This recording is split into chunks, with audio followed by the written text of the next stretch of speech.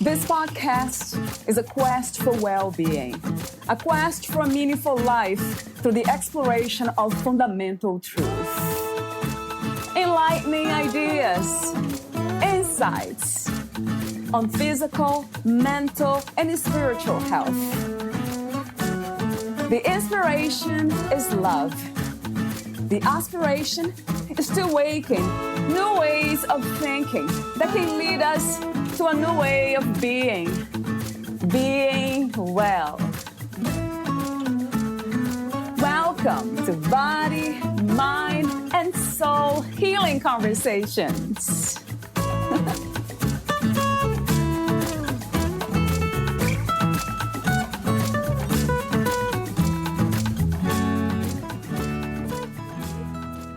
Valeria Teles interviews Zach First on the Daily Drucker. 366 Days of Insight and Motivation for Getting the Right Things Done by Peter Drucker. Zach joined the Drucker Institute team in 2007 and was named Executive Director in 2016. Under his leadership, the Drucker Institute has created the annual management Top 250 ranking in the Wall Street Journal, the S&P/Drucker Institute Corporate Effectiveness Portfolio with First Trust, the K.H. Moon Center for a Functioning Society, and the Bendable Lifelong Learning System. Zach has written for Harvard Business Review, S&P Indexology and Harvard Magazine, and contributed the afterword to the 50th anniversary edition of Peter Drucker's classic, The Effective Executive. Previously, Zach served as the inaugural assistant dean at Olin College, which was founded in 2000 with a $430 million gift from the F.W. Olin Foundation in order to reinvent engineering education. He holds a BA in philosophy from Haverford College, where his advisor was Lucius Outlaw, Jr. He earned his master's and doctorate degrees in higher education from Harvard University, with Richard Chait as his mentor. In 2020, Zach was named a visiting professor at Otomon Gakuin University in Osaka, Japan. He has served as a trustee and, from 2014 to 2018, president of the board of the Children's Center at Caltech, one of America's leading nonprofit providers of innovative STEM-based early childhood and preschool education. From 2013 to 2016, Zach was a member of the Board of Advisors at PayScale, creator of the world's largest database of individual compensation profiles. And from 2009 to 2011, he was a fellow of the National Forum on the Future of Liberal Education. Meet Zach at Drucker.Institute. Here is the interview with Zach First. In your own words, who is Zach First? Well, for most of my life, I think I thought of myself as an educator. And it took me about 10 years of work to come to understand even the beginnings of what that meant for me. So initially, I thought that meant I was going to be someone who worked at a school, a college or a university or maybe a high school. Maybe I'd be a teacher. And over time, what I came to understand is that to be an educator for me means to be a person who facilitates meaningful and positive change in other people's lives. And that happens in all kinds of ways and all kinds of places, probably just as often outside of formal education as it does inside of formal education. So my professional identity is really, I think, quite connected to that sense of being an educator. And over the last 4 years that I've served as the executive director at the Drucker Institute, my professional identity has also come to encompass that of being a leader, which is a singular experience in any organization. It's, I think, for me, not primarily about power or prestige, so much as it is about being entrusted in unique ways with the health and performance of your organization, and about having a unique set of responsibilities around developing your people for performance and growth. And although I've always been interested in leadership, I studied leadership in graduate school. This has been my first role as the leader of an organization. And that's, I think, something I've grown into as part of my identity as well. Before I ask you some questions related to the book that you sent to me, The Daily Drucker, 366 Days of Insight and Motivation for Getting the Right Things Done by Peter Drucker. I have these warm-up questions, as I mentioned, off record. So I guess I have to ask you this one. What is success to you, Zach? What is to be successful? So, one of the things that Peter Drucker counseled that I have very much taken to heart through my adult life is that the right question is always going to be worth more than the right answer. And in this case, he counseled always for both his clients and his friends that the right question actually is not how to be successful. The right question is how to be significant. And those two things are often overlapped, but they're quite different. And the main reason why they're different is that success depends on a whole range of factors that are beyond any one person's control. As a very successful entrepreneur who I got to know very well through my work at the Institute, said to me more than a decade ago, for every one person out there like me who goes out and makes a successful business and makes a lot of money, there are 9 others who did the exact same things and had nothing to show for it. So success is really, it's sort of a gamble about whether or not you'll be successful. But more than that, success is an orientation toward oneself. It's an orientation toward accumulating things that you can recognize as kind of your own achievements, your own material wealth, and so on. Significance, as Drucker counseled, is entirely rooted in a different concept, which shows up a lot in the Daily Drucker, this concept of contribution. And contribution is about whatever it is that each of us as individuals do to contribute to something larger in the world. And that may be the performance of the organization we work for, we volunteer for. It may be the contribution we make to the lives of the people with whom we share a community or a family or a circle of friends. But contribution is always on the outside. And contribution is something that is within each person's sphere of control. You can decide to make a contribution or not. Success has something to do with whether your contribution really catches just the right opportunity at just the right moment. And that, we can never know. But contribution, we can always be oriented toward. And it's something I try to hold as kind of my North Star through not only my work, but also, my life as a husband and a dad and a friend. I'm wondering if contribution is also connected to purpose.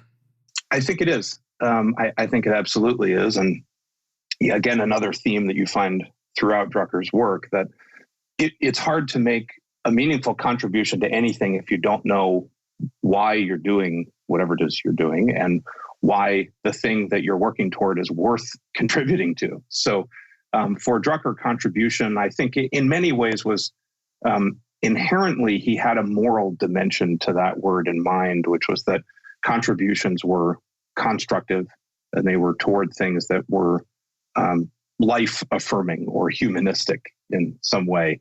So I suppose in the abstract, you could talk about making a contribution to something destructive, but that wasn't what he had in mind. That purpose is the thing that helps you understand why your contribution is important to you and why it's important to the people or the causes you seek to contribute to. Without purpose, you could just be busy being busy without necessarily knowing why. So true.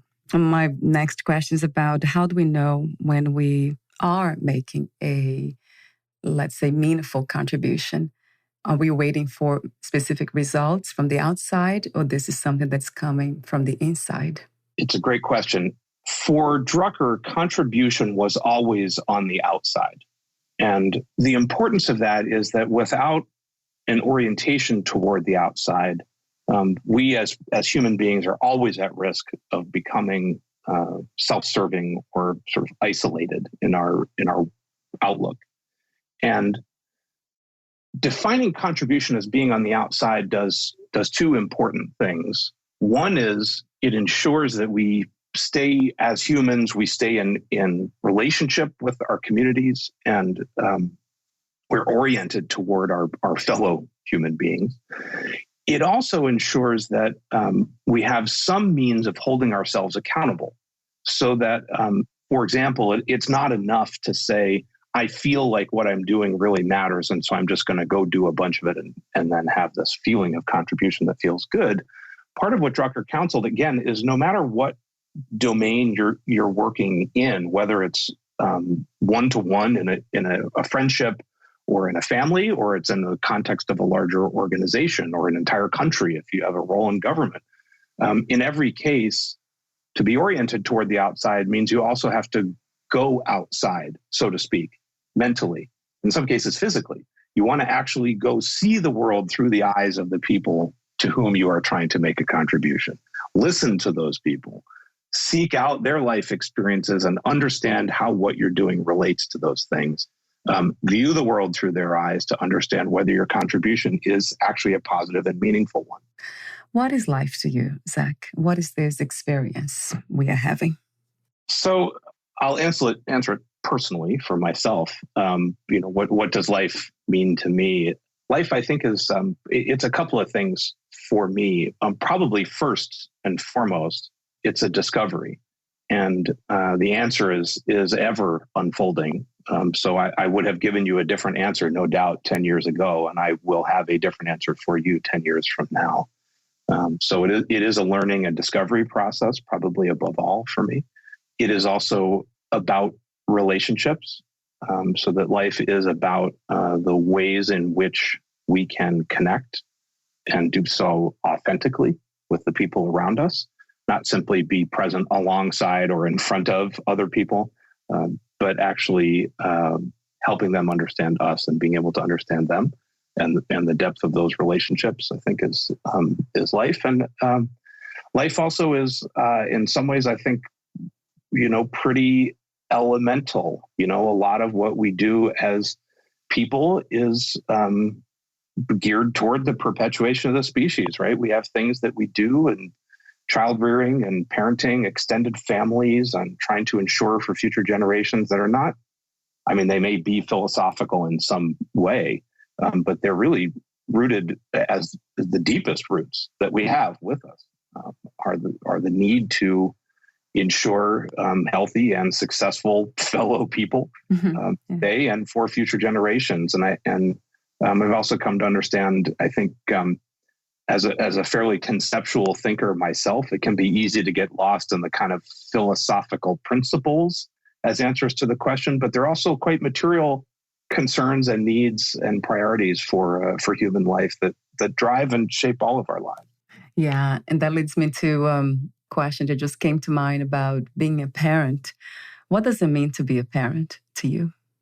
Yeah, again, part of what it means to be a parent is simply to provide an environment and the resources required for another person's growth and flourishing. And there's a great humility that's involved in that, because we can't know our children in advance, whether they're biological or adopted.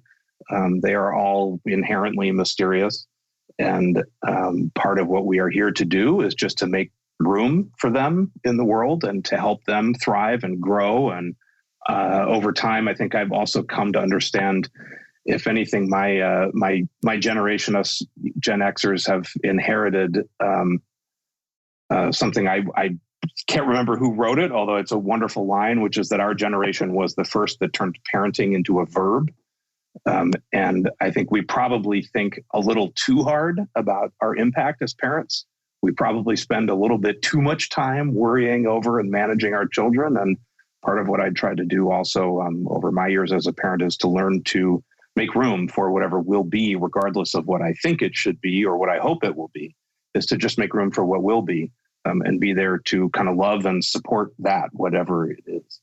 I love that idea. And I'm wondering if it is the way to also approach business and managing companies, employees. Yeah, there is a real relationship in particularly the management of people. And that is that, and again, a core principle from Drucker's body of work is every person brings strengths to their work. And it is inherent in having strengths that you also have weaknesses. As he said, you can't have peaks without valleys. And so in bringing both strengths and weaknesses to one's work, the job of an organization ultimately is to make strengths productive and weaknesses irrelevant. That's why we get together with other people to do things, is so that the organization can get the best out of me and not be harmed by me doing whatever I'm worst at.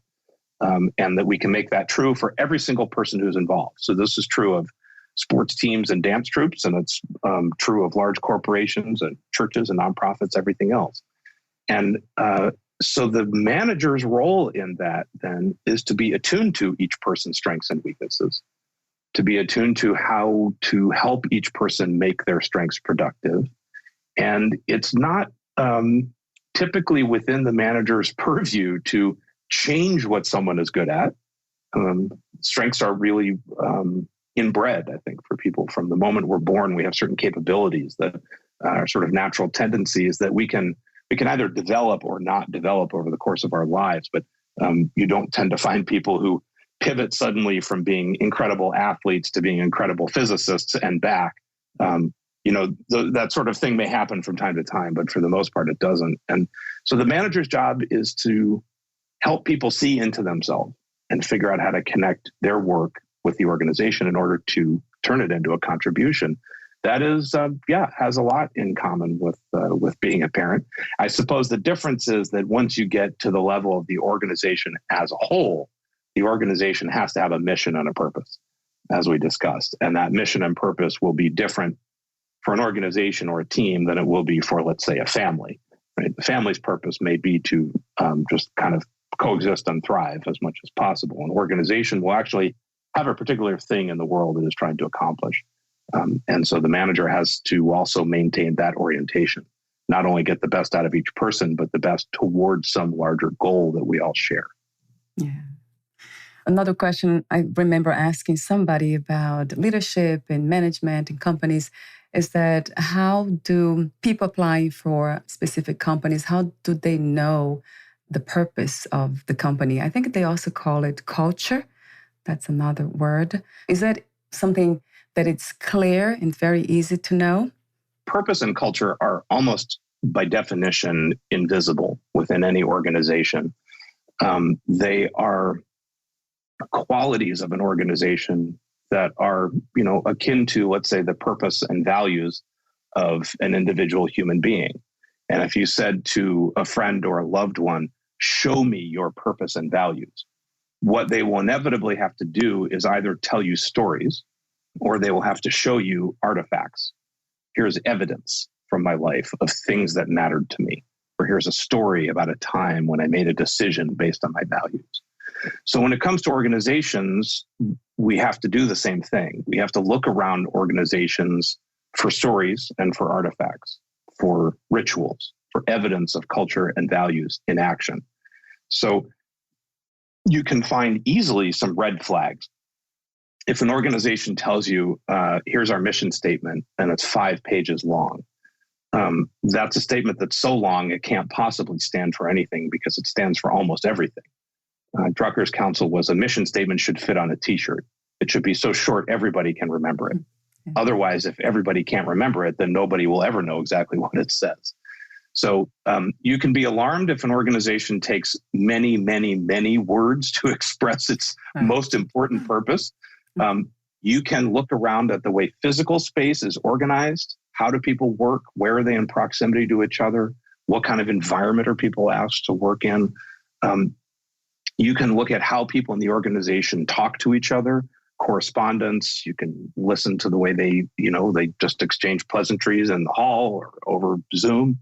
And all of those things can be evidence for you.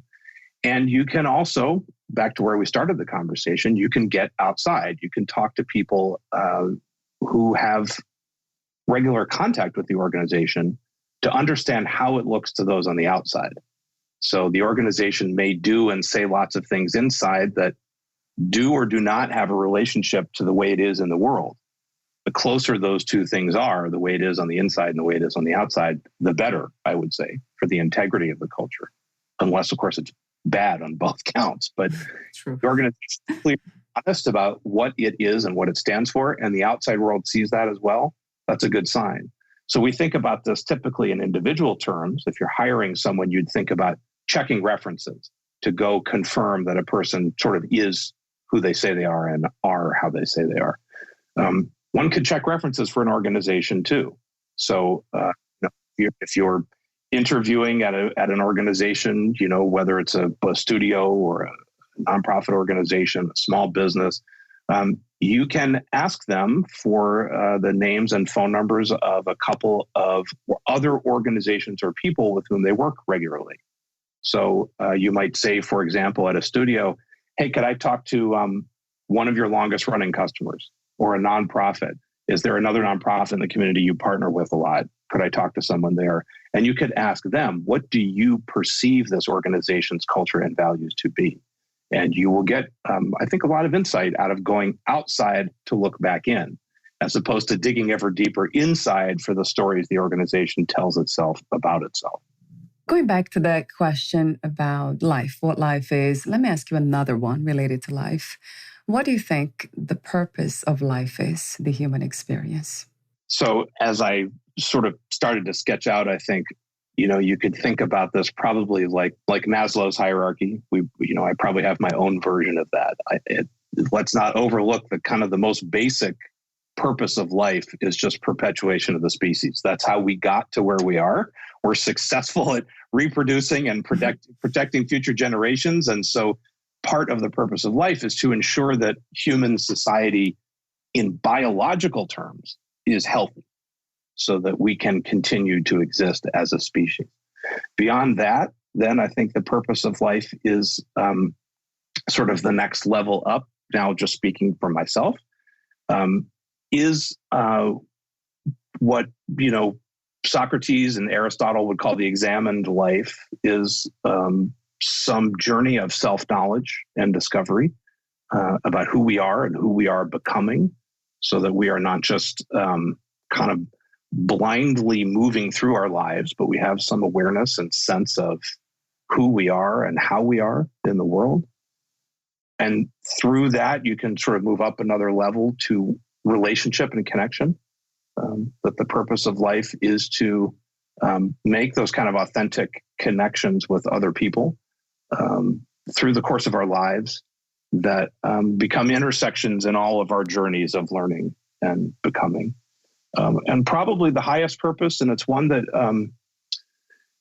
I think is in some ways it's a bit of an oxymoron for a lot of us, but the highest purpose is that Drucker sense of making a contribution. And I think as a lot of the wisdom traditions over the years have noted, you can't have a world full of people who are trying to make contributions to others if they are not also looking to have contributions made to themselves. And so that highest level of sort of achieving the purpose of one's life is both to accept and welcome contributions from others, as well as to make contributions to them in return. There has to be a reciprocity there. And that's probably sort of those peak experiences we have are probably in that place. Do you have any spiritual beliefs, or do you practice any kind of spirituality? I was raised Quaker in the Religious Society of Friends. I then went, and it's a small population with an outsized reputation. So there are more Buddhists in New York City than there are Quakers in the United States. But I was raised Quaker through high school. I then sort of had probably close to 20 years of just a non-religious life, always with the sense that at some point in the future, I think I probably wanted religion to play a role in my own parenting and family, but I couldn't have told you when or how.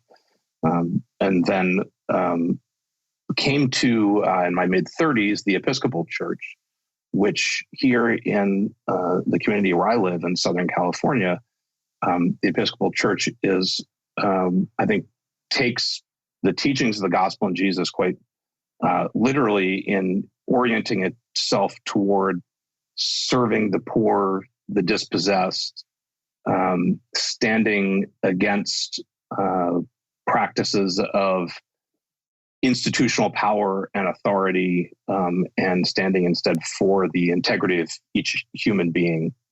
That orientation has a lot in common, actually, with the Quaker upbringing and that religious community that I was part of as a child. The difference for me in the Episcopal Church largely is they have really fantastic music and choirs and beautiful stained glass windows and fabulous architecture. And I love all those things too. And so I found that for me, a religious practice could be not only theological, but also sensory. It's nice for me to be in a beautiful place and to see and hear beautiful things as part of a Sunday service, which was part of what attracted me. I think for me, the spiritual experience is probably most connected to what I think I described as kind of the second level of the hierarchy for me of life, which is around that process of self-discovery. That there's very little, if anything, in human experience that's genuinely new and unprecedented. Paths that we all walk through are, victory and triumph and tragedy and suffering, through aging and loss and all the rest. These are paths that have been walked countless times before us. And that it's for us to try to understand and learn about ourselves through understanding and learning about those paths that, in many cases, wiser people than me have taken in the past and left some record of. And I think a spiritual discipline can help us do that, not only celebrate and understand our own experiences in our own terms, but understand them in the larger terms of humanity and these larger questions around faith and mystery and the unknown. And there are thousands of years of wisdom traditions that are largely spiritual and religious in nature that speak to those things. So as I put this kind of quite succinctly, church is the only place I can go every week where people regularly talk about paradox. No other organization in my life, professional, nonprofit, news, online, kids' school, all the rest, not one of them is interested in paradox. In fact, they're mostly terrified by paradoxes. Paradoxes are deeply destabilizing. But religion is a place where people go for paradox. They look for it and they embrace it. And I found that spoke to something in me. So my other question that I have to ask you is about freedom. What is the meaning of freedom to you, Zach? What is to be free? Yeah. So let's take for this one, I will give you one actually page reference from the Daily Drucker because it's my favorite entry in the book. It speaks directly to this. And that is the January 10th entry, which is on management as the alternative to tyranny. It's a crazy title for an entry, and it's a topic on which Drucker wrote quite a bit. For anybody who doesn't know what management meant to Drucker himself, and how freedom relates to that. So freedom, I think quite importantly for Drucker, certainly in that entry and across his work, and for me as well, freedom is defined as being part of responsibility. Freedom is not freedom from any and every constraint. Freedom is having the ability to take and follow through on responsibility for something. Freedom is something that gains meaning within that structure. Freedom is something that helps to ensure human dignity. Freedom is something that is part of the fabric of a healthy society. But it's all in the context of responsibility. of contribution.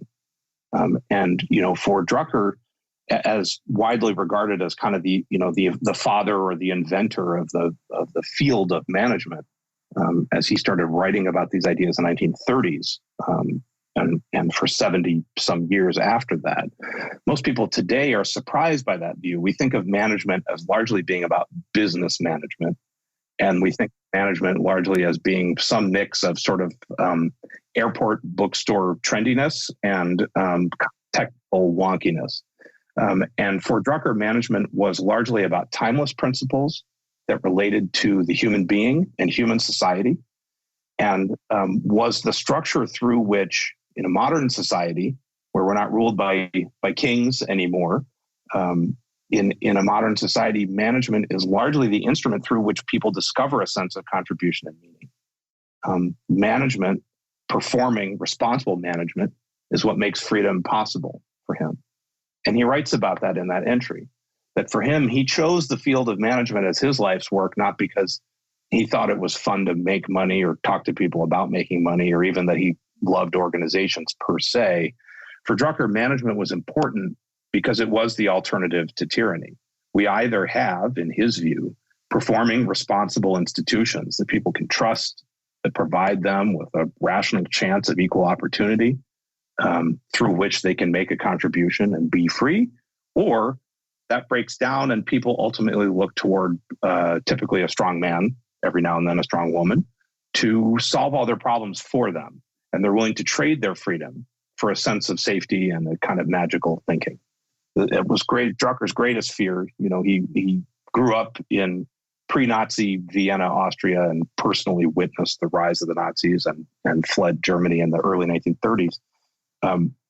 He saw what happens to humanity at its worst when management does break down. And for him, freedom was all in the interest of sort of one thread within this larger fabric of responsibility, contribution, performing management, and ultimately a functioning society. I picked a different section in his book where he talks about freedom. He said, I love this, freedom is not fun. It is not the same as individual happiness, nor it is security or peace or progress. It is a responsible choice. It's exactly right. Very much aligned with what I was just saying to you. As he goes on to say, right, it's not so much a right as a duty. It's not freedom from things. It's freedom to make responsible choices one way or the other. As he said, freedom is actually the heaviest burden that can be laid on a person. I think we can feel that right now at this moment in time, whatever your political persuasion is. And this goes well beyond the United States of America at the moment. Many other countries are living through this kind of common moment in time.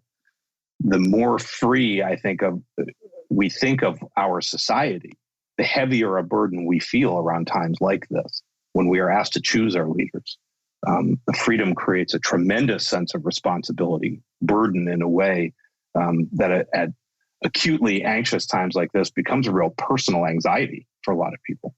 And that's evidence of that. If we didn't have the responsibility and thus freedom to choose, then, all these things become a lot less relevant. We're not free to choose. We're just sort of asked to accept. And then we don't feel the burden either. I guess I'll take this opportunity to talk about something that I don't understand much myself, which is voting. Like my husband and I, we don't vote. And I kind of took that from somebody, maybe from him, I don't know, that we cannot make good choices anyway. Why would you vote for this person or this person? They are the same. So, I would love to hear your thoughts on that. Yeah, so the American project, is a way that people talk about the United States of America and have for many years. And embedded in that is an understanding that this country is not static. Part of what makes America unique is that it is an unfolding, evolving, dynamic place. Not only because we've historically been so, despite the past few years, so welcoming to immigrants, but our ideas and our principles have also evolved. We have a living constitution that's changed in huge ways since it was written. And part of that, let's say actually in entirety, I think, that depends on having an engaged citizenry.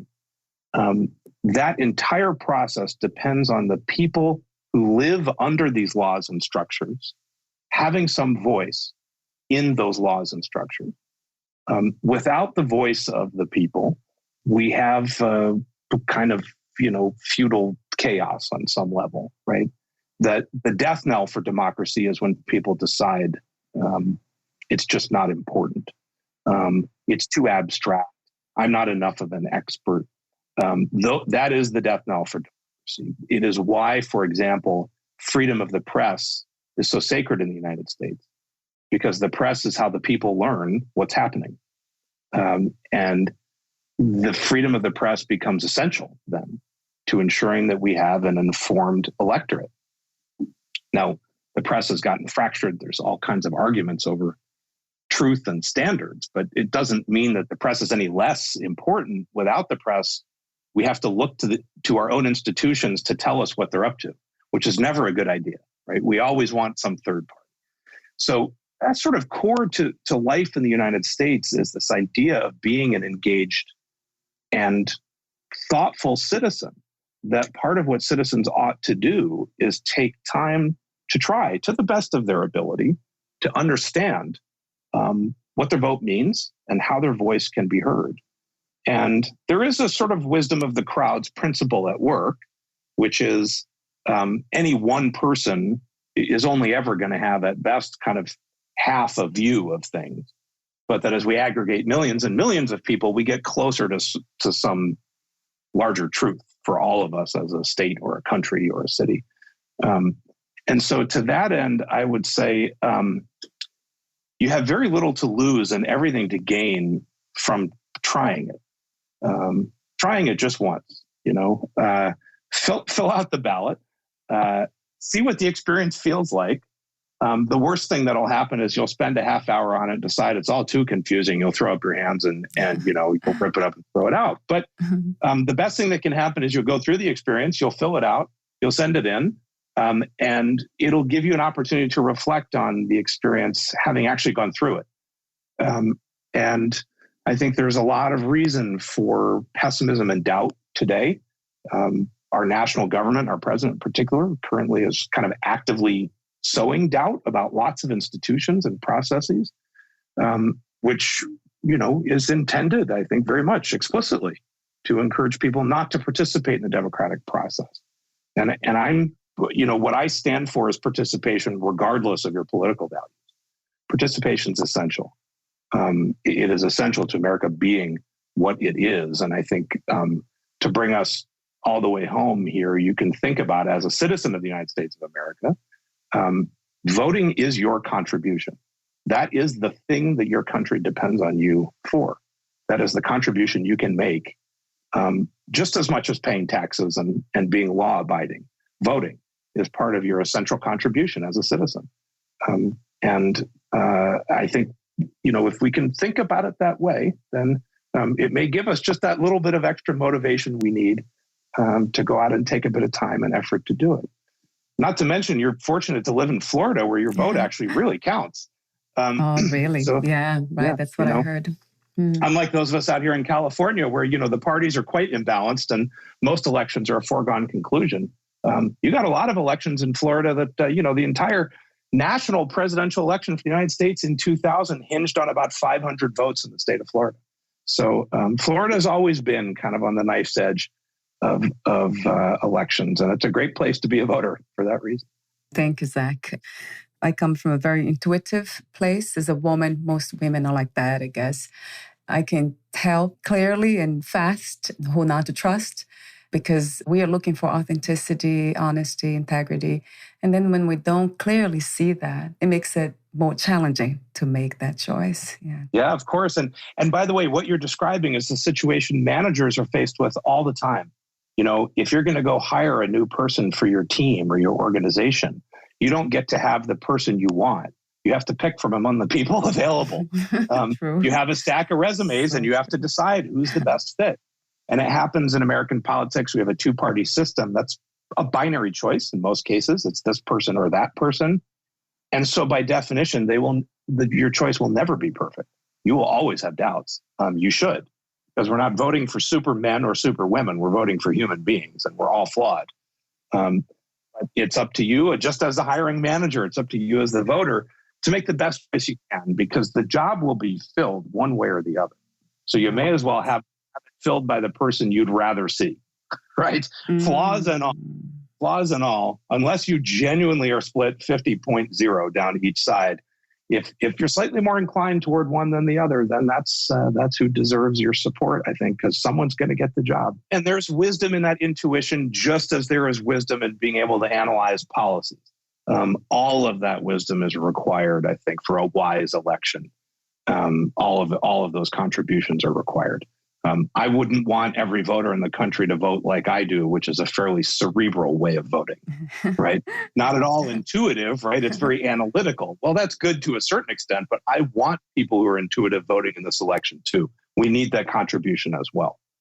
Okay, this is really something new to me. You have made me think and reflect about it, which is very important. Thank you. I think I have to ask you this one too. How did you discover Peter Drucker, and what inspired you to join the Drucker Institute? So I first encountered Peter Drucker's work in graduate school. This was in the mid-2000s. I was studying leadership and organizational behavior, and I came across some references to Drucker. I thought, well, I better learn more about this because I'm seeing some of my primary sources mentioning him. I picked up a book called The Essential Drucker, which is a bit like the Daily Drucker, but with entries that are chapters instead of single pages. So it covers a bit less ground, but in greater depth.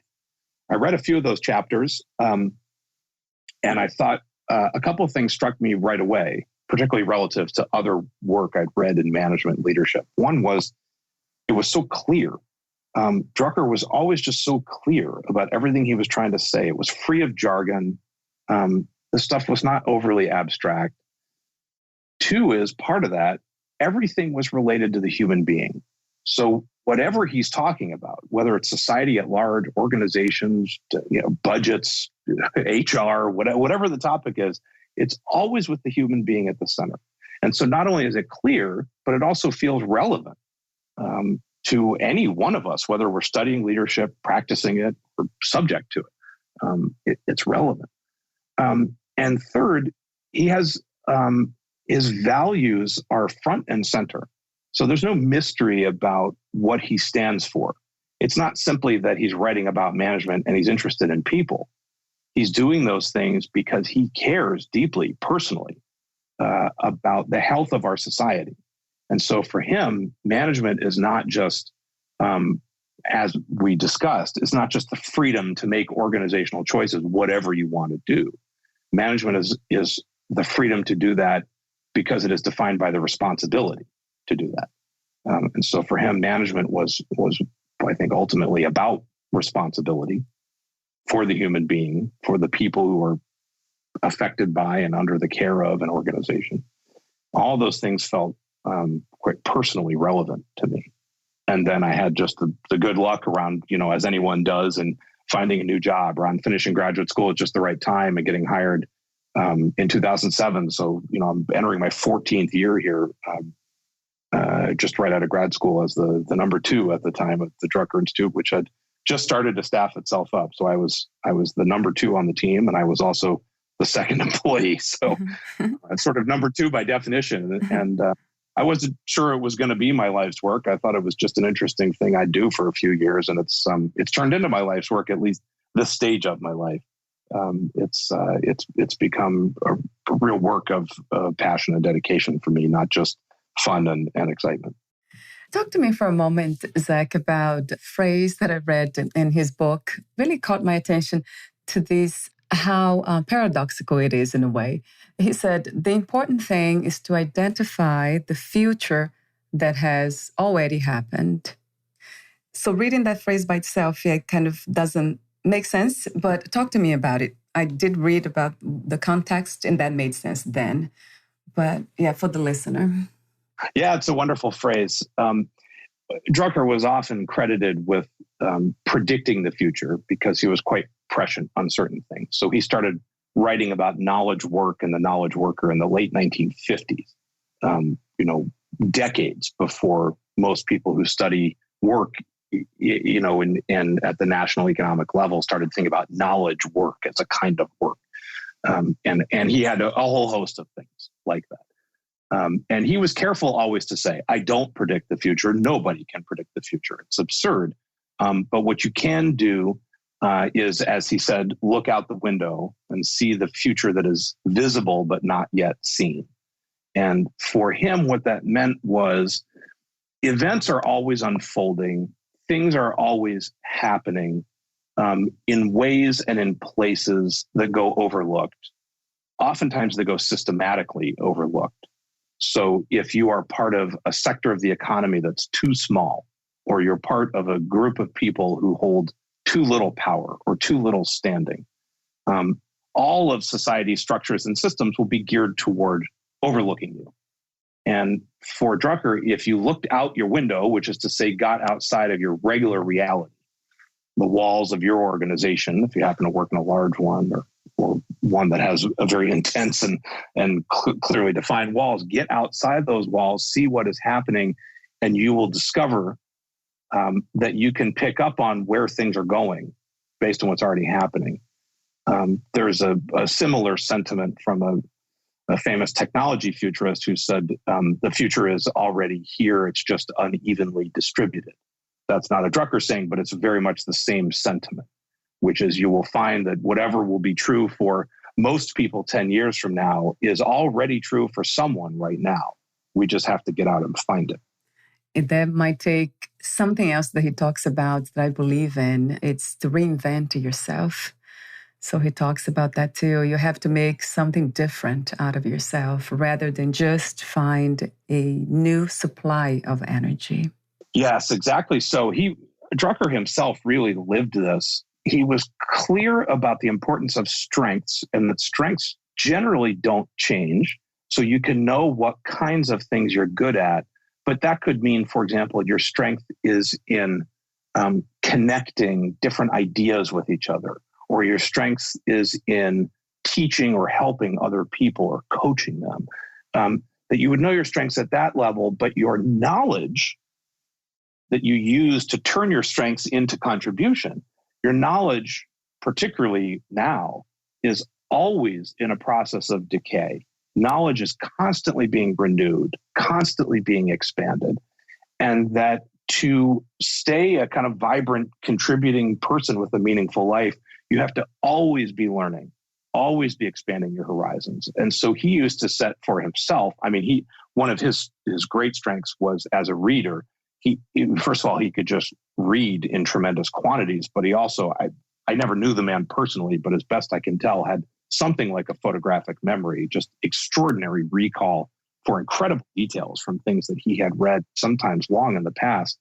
So he would set for himself, based on that strength, the discipline of learning something new, and in many cases, a new field entirely every year. So he would decide, this will be the summer when I learn about computational biology, or this will be the summer when I do a deep dive on Russian biographies, or this will be a summer when I begin to learn about Zen watercolor painting. And he had very few things that he went back to regularly. Interestingly, the only things he went back to time and again actually were Charles Dickens and Jane Austen. And he thought that Jane Austen in particular was the greatest observer of human behavior in human history. She probably, he said, knew more about management than any management writer ever could or would.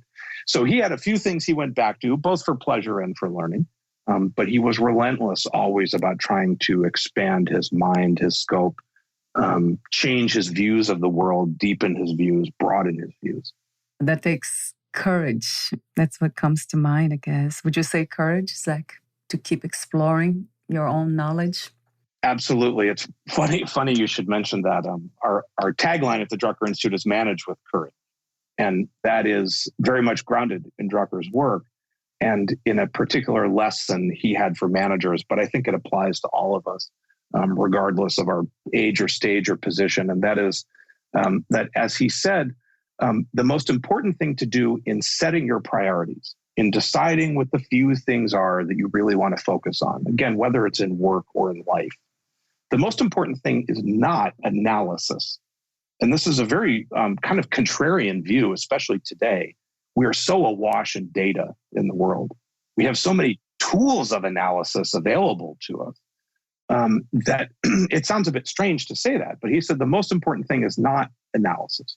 Not that analysis doesn't matter, but it's not number one. The most important thing, he said, is courage. And for him, courage meant 4 very particular things. It didn't just mean kind of charging off into the unknown. Courage meant, first, choosing the future over the past. And this, again, is true in organizations as it is in life. It's almost human nature to spend too much time and too much energy trying to fix things that happened in the past, to address things that happened in the past, rather than to engage the world and where it's headed.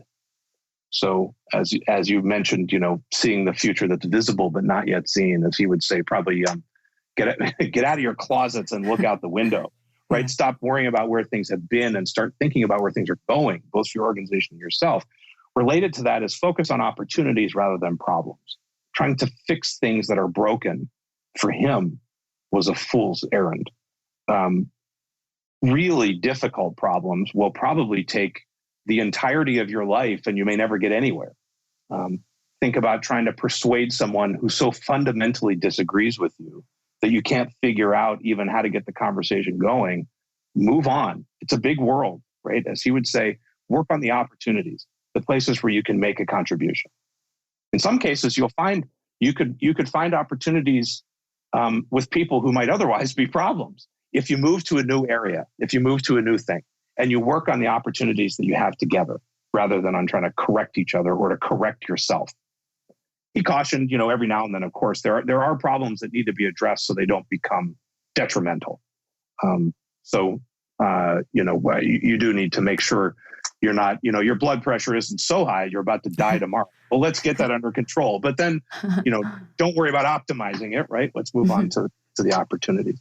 So, focus on the future, opportunities over problems. He said, aim high for something that will make a difference. Again, this has to do with, we have lots of tools and systems available to us today to set priorities and decide what we want to do with our energies, lots of things competing for our attention. It's too much. And if we're going to narrow it down to a few things, let's make those things that really matter. And again, for him, things that matter are things that make a contribution. So what's the contribution you want to make? Focus on what's really going to make a difference. And finally, courage is about going your own way rather than jumping on the bandwagon. So don't let, particularly in this day and age, social media try to steer you toward one thing and away from another because it looks like that's what everybody else is doing. Choose the thing that matters for you, that's aligned with your strengths, with your contribution, with your source of meaning. Thank you, Zach, for being part of this beautiful circle of wisdom, I call it. I have a lot of things here that I picked up, but this has really caught my attention too, and I thought it was fantastic the way it is written. The most effective way to manage change successfully is to create it. Yes. Yeah, that's exactly what you said in a way, just going forward, embracing what is not there yet, but you can see the shades of it in a way. Yes. Well, how lovely. Yes, as he said, it is risky to try to make the future, but it is riskier still not to try. Right. Because by definition, the world is dynamic. Change is all around us all the time. And if we wait for that change to align with whatever it is we're trying to do, the wait might be infinite. And we'll find ourselves in a constant scramble rather than to take the risk, the courageous choice to go try to make the change we want to see, with the understanding that we will often fall short. Almost by definition, it's quite close to impossible to fully realize any change because we coexist with billions of other people and all kinds of unknown forces. But better to try and get in the direction you'd like to move than to wait around and see if you get lucky. Yeah. So I have a few more questions for you. I call them final questions. Before that, would you like to add anything or read a passage in one of Peter's books? There's one maybe that I think would be fun to talk about. So the entry from January 5th is called abandonment. And this doesn't mean abandonment in the sense of leaving your child. Abandonment in the sense of clearing out from your life or your work that which is not focused on your contribution and on tomorrow. So this is, I think, an underappreciated aspect of Drucker's work. He wrote quite a lot about innovation, which is a very popular thing to talk about these days. And as he always said, the necessary, not just the advisable, but the necessary first step in innovation is planned abandonment. It is to move from yesterday to tomorrow, your attention, your resources, your time, to systematically do that. So before you go out and start on something new, whether it's an exercise regime or a diet or a new product or service or a new partnership, you want to begin by saying, what can I stop doing? Or what can I do less of in order to free up time and resources and commitment for the new that you want to go pursue? It's such an important idea, both for us as individuals and as organizations. And he has this incredible line he wrote, which is at the top of the entry, which is, he says, there is nothing as difficult and as expensive, but also nothing as futile as trying to keep a corpse from stinking. That says it all. Right, right. Yeah, and it is teachings and wisdom for life. It's not just businesses, right? We can apply these wisdom in every area of our lives. It is indeed. It is indeed. If you knew you would die soon, meaning losing the body, would you make any change in your life or do anything differently? Boy, what a provocative question amidst the pandemic. It feels like so many of the doors that are normally open to us are closed. I certainly have a few things that I put on hold for 2020, several of them involving travel because they weren't practically possible. And I suppose, part of me thinks, I'd want to rush out and do those things, right? Because they still matter to me. But on the whole, I think not. I might eat a little more cake. Right. But other than that, I don't. Yeah, I don't think so. I've made my commitments in terms of my work and my marriage and my family, and those commitments matter very much to me. And so, if my time were short, living out those commitments as fully as I could would be probably the most important thing. And my last question is, what are 3 things about life you know for sure as of now? Oh, my goodness. Again, what a provocative question in our current time as a global community, when it feels like everything is so unstable and uncertain. As certain as I can be, I wonder if there's anything I would tell you I know without any doubt whatsoever. I suppose is that I'll die. I know that without any doubt at all. That is for certain. As you said, my body will die. Whatever happens beyond that, who knows? But that is a certainty. As will everybody around me. So we have a short time. It's finite. We can't know what that window is, but it is finite. We do know that with a certainty. I think I also know with a certainty that what I don't know is much greater than what I do. Even as much learning and growing as I think I have done over my life. I don't begin to know even the half of it, whatever it is. The unknown is always much greater than the known. And last, I suppose, is that I find a lot of truth, that, at least in the human experience, in the Christian teaching of grace, that whatever is happening at the moment, and you find some similar teachings in Buddhism and other wisdom traditions, right? Whatever you are up to, wherever you are, wherever you find yourself, you will find some peace, that things will be okay. And it may not be for us to know when or how or even why that will be true, but it will be true.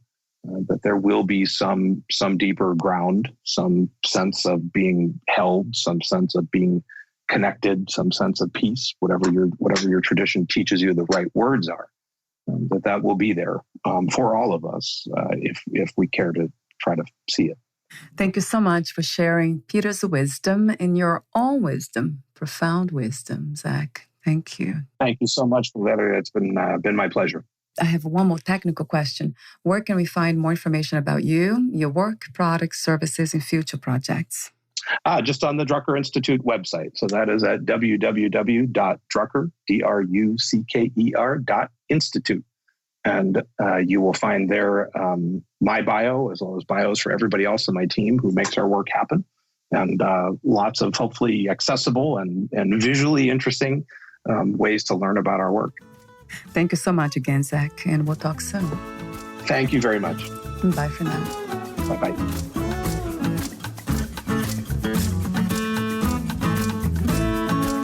Thank you for listening. To learn more about Zach First and his work, please visit drucker.institute.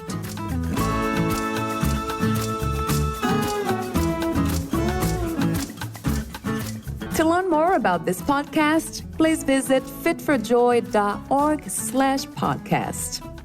Thank you again for listening, and bye for now.